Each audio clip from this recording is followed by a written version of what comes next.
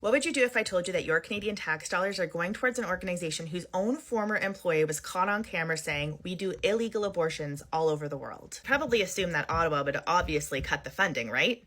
Yeah, about that. Instead, the Canadian government has committed tens of millions of dollars to that same organization. I'm talking about Marie Stopes International, now called MSI Reproductive Choices, one of the world's largest abortion providers.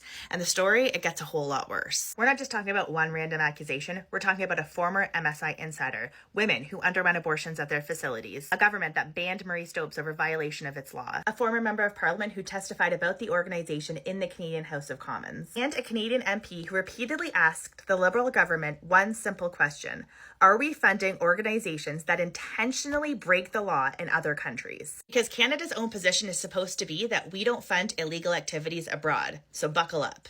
Because once you follow the Canadian money trail, things get very interesting. According to the government website, in 2017, Canada announced up to $4 million for MSI.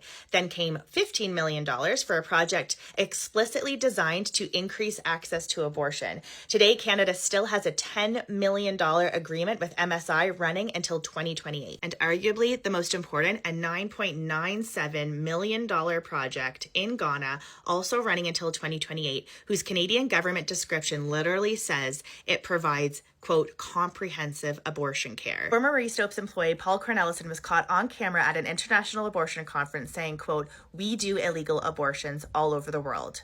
A former MSI employee on camera. We do illegal abortions all over the world.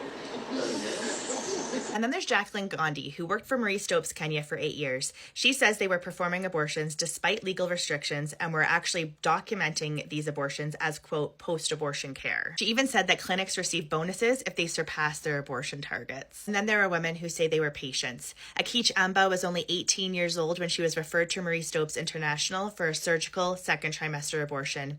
She described screaming and crying during the procedure and said that she wasn't given anesthesia. Meanwhile, in Zambia, it wasn't just a whistleblower accusation.